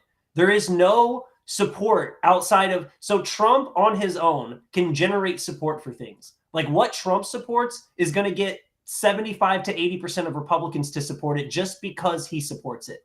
But then there is no outward support for this war in Venezuela. The independents are against this war like 80 to 20%. And so he just continues to make moves like this. And he continues to fund the 51st state in the Middle East. And it's just, I mean, every move he makes, he'll have tariffs, and then he'll get rid of the tariffs because he's worried about affordability. But it's like, you weren't worried about affordability when you put the tariffs in place. I mean, everything that this administration does, even when it has like a decent idea, they're like, okay, we're going to prosecute James Comey. And then we're going to do it in the most sloppily way possible where the charges get dismissed. I mean, you can't just continue to rack up losses with like this administration and act like you're going to have success at the polls, especially when the economy is only doing good on a stock market kind of basis. Like the average consumer is still paying more for their goods. Like the cost of living is not going down in any meaningful way. And there's also no attempt at that. I mean, they're passing Biden level spending. They're fighting with they're fighting with Thomas Massie and Rand Paul over not passing Biden level spending. I mean, what independent thinker is going to vote for this Trump administration or Republicans that back it? Yeah. Epps has now been declared the winner, 53 to 45. I watch this and I just go, and all these. I know I'm stealing Tom's catchphrase here. But all these cult members are, again, let me find this post, because I was just like, God, you all are really, well, I talked about it earlier, I think. Maybe I did. But somebody posts, see if I can find it now, because I was just like, what are you talking about? The mask is off. Rand Paul is a 24-karat rhino. And then somebody puts down, what did they put? He publicly joined the chorus of Dems attacking Hegseth and Trump regarding the bombing of Venezuelan drug cartel boats. I love how they know it's drug cartel boats because Daddy Trump said they were drug cartel boats. And I just said, I basically just told him, I said, you guys have lost your minds and you are truly in a cult. And someone responds, oh, gee, you mean the drug cartels aren't real? Thanks for correcting us on that. How can we ever repay you? Are you out of your freaking minds? But again, this is Dear insane. Hexeth post. Franklin targets narco terrorists. I mean, it's crazy. So this was actually for those who don't know, the Trump administration is taking a ton of heat right now because one of the first boats that they bombed on September 2nd during attacking the drug cartels, they bombed the boat and then allegedly sent a second strike to kill the people that were in the water, which is a clear war crime. And so whether or not there are drugs on the boat makes no difference. That's what I think the funny part too, is that they're like, oh, well, we're going after these drug boats. The boats from Venezuela would have to refill, they'd have to refuel 20 times before they could make it from Venezuela to the United States. And so there's no direct threat to the United States. And especially because they're talking about all of the overdose deaths, talking about drugs. The reason for this war is we've got to stop the drugs from coming in because of all of the fentanyl deaths. The products to make fentanyl come from China and are shipped directly to Mexico, where they use mostly American citizens to transport it across the border. So this has nothing to do with stopping overdose deaths in America. And it's crazy that you'll be accused of a war crime, an actual war crime, which is killing, even if it's an enemy combatant, killing them while they're in the water after destroying their boat is considered a war crime.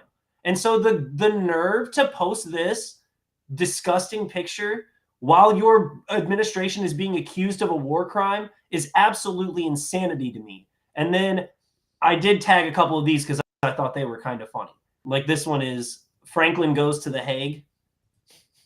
And then just a couple more like it.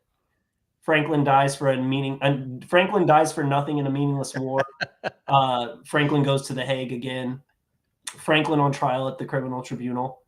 And so, again, this is from Ryan Grimm. The first strike was obviously illegal too. Even if the boat had drugs on it, bombing it from the sky is a war crime.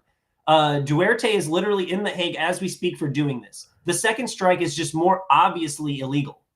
And then this is the part that is really this is the kind of insanity part too. So Eric Schmidt goes, Democrats defending narco terrorists is peak Trump derangement syndrome.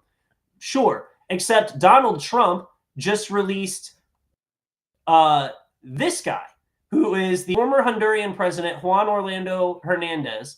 And then hopefully this works. Oh, no, so basically this guy right here is accused of, or was found guilty of funneling hundreds of tons of cocaine into the United States. And that's what he was in prison for. And that's what Donald Trump has pardoned this man recently.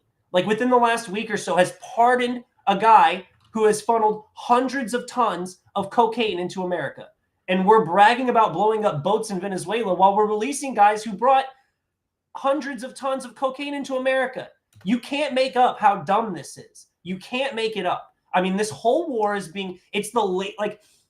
I'm used to, in my lifetime, being sold lies into a bunch of wars. This is the laziest, dumbest attempt to sell the American people into war. And I didn't bookmark the articles, but I think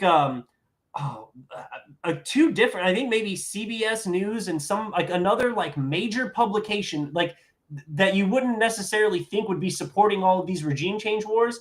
They're basically 2001 Iraq war style. They've got both the left and the right publishing article after article about how bad Maduro is and about how the people will see us as liberators. And so they're taking the war on drugs, merging it with the war on terror, and giving the American people zero credible evidence or anything to make them want to support this war. I'm almost on a whole different level offended at how poorly they're even trying to sell this war, let alone just how disgusting it is to try to sell another regime change war after all of the ones we've already lived through. I mean, we just installed in Syria Israel and then, some of the United States and other Turkey and other interests. We just installed a former Al-Qaeda leader as the president of Syria. So you think maybe for half a second, we could just stop regime change wars all across the world. All right, that's it. I'm done. Well, here's my thing with this guy out of Honduras that was put in jail for funneling all this cocaine into the United States. And I'm going to put on there because I don't know the story. So anytime you talk about a country funneling boatloads of drugs into the United States after the whole Iran-Contra thing, I take everything they say with a grain of salt, right? Because who knows if this guy had a CIA connection for a while, and then suddenly they're like, oh, don't like this guy anymore, throw him in prison. Saw it happen a lot in the 80s, and we saw it we saw it happen during Vietnam with, I believe it was heroin. We saw it in the 80s with the the cocaine that came in and caused the crack cocaine explosion, especially in LA and some of these big cities, and all these banksters and everybody that made money by laundering drug money through their banks and everything else. And then some of the biggest players were pardoned by George Bush Sr. When he was president. So I don't know the whole story. I'm going to have to dig in at some point and figure this out. What was this guy? Did he have CIA connections? Yeah, it doesn't make sense. You're right, to blow up Venezuelan boats that you can't even prove for drug boats. So just say it. And then you free somebody else who was accused and convicted of funneling boatloads of cocaine, probably literally, into the United States. It's as backwards as you can get. But when it comes to the drug war, nothing they do makes sense ever. And again, they're pushing the fentanyl lie, and all these people are taking it as the gospel because, as Tom Martz would say, purely cult members. And then when a Republican has the audacity to go, "Hey, this isn't good. We shouldn't be doing this. What are you doing?" Then the cult members all turn on him, and it's the same old playbook. They're doing it with Massey, they're doing it with Rand Paul, they did it with MTG. It's I again, I think I made a comment on another post somewhere. Somebody posted something, I don't remember what it was, and I said, it feels like we're living in a simulation. Like this isn't even real life. This is like living in a matrix or some such thing, you know. But Tom, you got some thoughts on this? I mean, I am anti-war on drugs because it has done anytime this country commences a war on anything, it gets worse. The war on poverty got worse. The war on illiteracy gets worse. The war on drugs, the drug problem gets worse. Anything they declare war on gets worse. So why would I trust them when they say these boats have drugs and they're trying to get to the U.S.? We have been lied to so many times about connections between the CIA, drug traffickers, and all this other stuff. I refuse to believe any of this. And the whole thing with the Honduran president, I'm not even going to take anything. Again, I want outside, non-biased sources to give me their thoughts and any news and any articles related to this to see if this is just flat out he was part of a drug cartel, basically, or somebody trumped up a bunch of stuff on him because he ticked off the United States. But Tom, go ahead. Your thoughts. Well, I seem to recall the first 4 years of the Trump administration, we were building a wall to prevent immigration, and we were building a wall to prevent Chinese-made fentanyl from coming across the Mexican border. Then for the 4 years while Biden was there, I won't say he was president. Somebody was, but it obviously wasn't him. We were learning about how it is that all this Chinese-made fentanyl was coming up from the Mexicans south of the border. Now, all of a sudden, we've got these little fishing boats in Venezuela that somehow are going to make it to the shores of the United States to distribute fentanyl, when fentanyl is not even a product down in Venezuela. I mean, we've learned the last 9 years that that's a Chinese product, that's a Mexican product. Now, Venezuela probably has drugs, but it's none of our damn business. I mean, the fact that you've got a whole bunch of people, and Trump he promotes himself as a peacetime president, but he in reality is no different than Barack Obama. He is just willy-nilly bombing people. He doesn't know who's on those boats. He doesn't know what's on those boats. You've got people floating around in the water, and well, let's go ahead and kill them too. I mean, I literally thought that's what the Coast Guard was created for, was to patrol the borders of the United States and to board any water vessels that may be coming into the United States waterways to figure out why it is that they're coming over here, what it is they have on the ship, and to possibly make it so that if it's contraband or something that we don't agree with, then they send those ships back out and tell them to go get lost. But no, Trump, for some reason, Trump needs something to, I don't know, maybe to hang a legacy on, and maybe regime change in Venezuela is the thing to do it. That's exactly what it's regime change war. That's exactly what it is. There's no doubt about it. It's absolutely, that's what it is. I just couldn't imagine that being what you want to hang your hat on, though. I mean, that's just like what George Bush is like. Most people, when they think about George Bush, his legacy is regime change war and how big of a failure that is. So if Trump is doing this for legacy, a regime change war in Venezuela, someone in his ear needs, like, it's Marco Rubio is probably the one feeding him that this is a good idea. And this is the worst possible way to try to boost your post-presidency legacy is regime change war in Venezuela. I mean, history will tell you just from the last 25 years that whatever you think is going to happen is not going to happen. Like, whatever you think is going to happen with a takeover, like, even if you get the right guys you want in the government, you're going to have a whole minority. Even if it's the minority, you're going to have a giant minority who understands that the United States helped overthrow your leader, and that you have the right to not be happy about that, even if you don't like Maduro.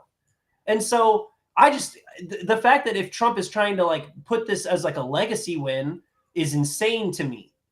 It makes more sense to me that he's doing this on behalf of like ExxonMobil and other companies that want the mineral resources and just doesn't care about his legacy. That's my theory on it, is that he's just going along with what the donor class wants, and his legacy be damned. Especially on foreign you policy. can't rely on Rubio because he just got done meeting with an Israeli spy. Was that Rubio or was that Mike Huckabee? Oh, I'm sorry. That was Huckabee. You're right. That was Huckabee. I mean, Rubio would have met with him, though. I mean, just to be completely honest, Rubio is just as kiss the wall as anyone else. I mean, he would have done it too. But yeah, same difference. It's these guys are just the worst. And Marco Rubio is also on a terrible track record because he's apparently, like, as far as relations go with trying to end the war in Ukraine, he keeps wanting to side with the Europeans and draws deeper and deeper into this war. I mean, not that we're already, unbelievably deep into it, but he's the one pushing for more and more funding and support for Ukraine instead of trying to work with the deal that we have outlined to finish and create peace. And so, yeah, like you're saying, anybody who's in the president's ear is whoever it is telling him to do all these things does not have his legacy interest at heart at all. Well, this is, I mean, let's be honest. This is typical when anything with drugs and being tough on crime. This is in the wheelhouse, you would say, I guess, of the Republicans. They love to act like the ones that they're, tough on all these things, drug war, any type of violent crime. They want to come out like, oh, we're definitely we're team tough on crime, right? So this is the way they posture all the time, and it's a way to keep the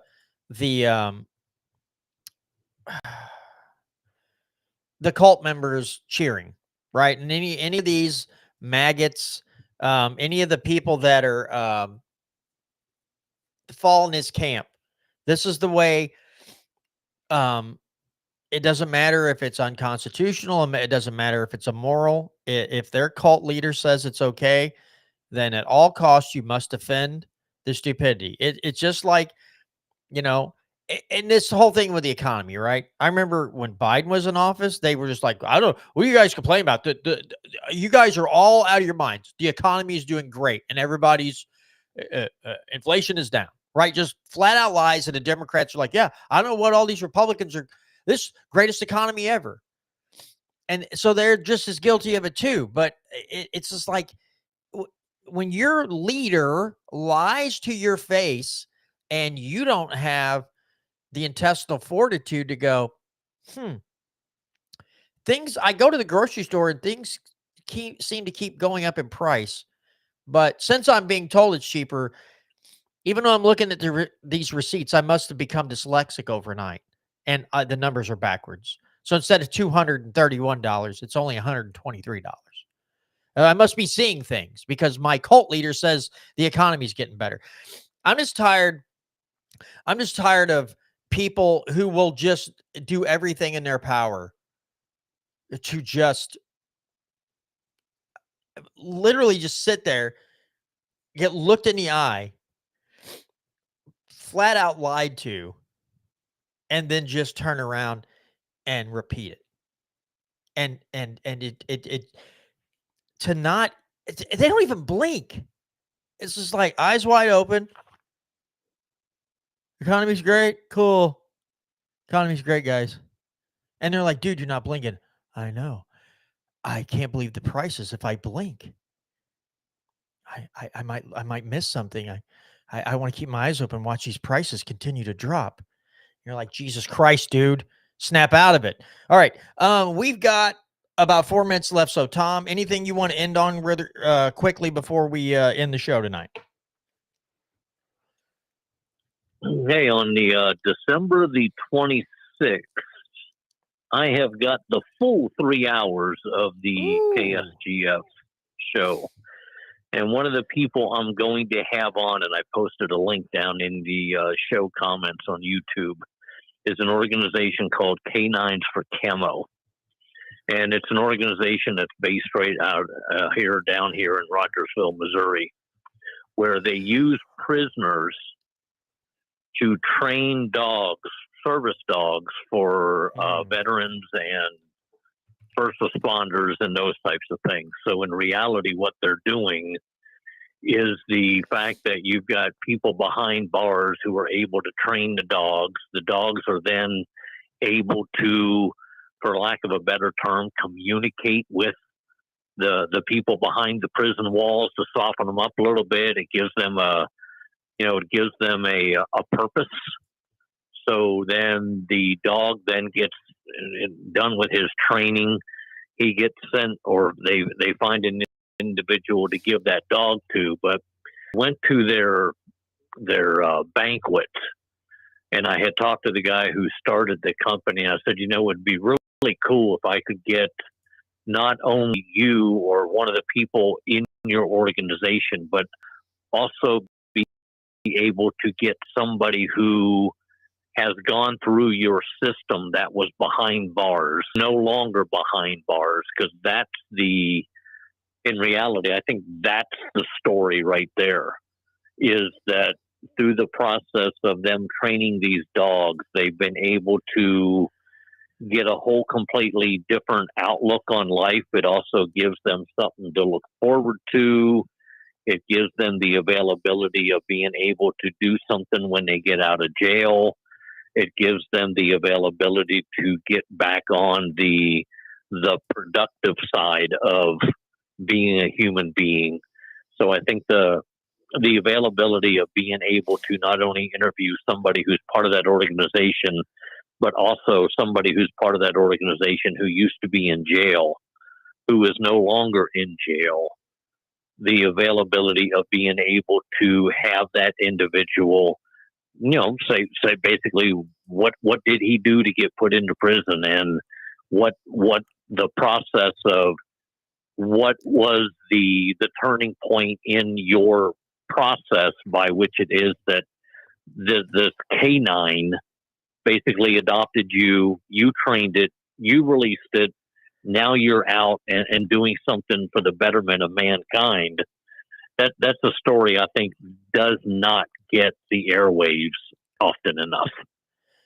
Absolutely. All right. Well, for those of you who, again, listen via podcasting app, or molibertyradio.us, or if you watch this on YouTube, Rumble, or Facebook, again, give us a like, give us a follow, give us a subscribe, leave us a review or a rating so other people can find the show. We appreciate your continued viewership and listenership, but that's going to do it. Don't forget, next week, we will have Tony Lavasco on with us to talk about his campaign and some of the things maybe he'd like to see done in the legislature if he wins his election. So with that, we bid you adieu. We'll see you right back here next week, Tuesday at 6:30 p.m. for another edition of the Missouri Liberty Report.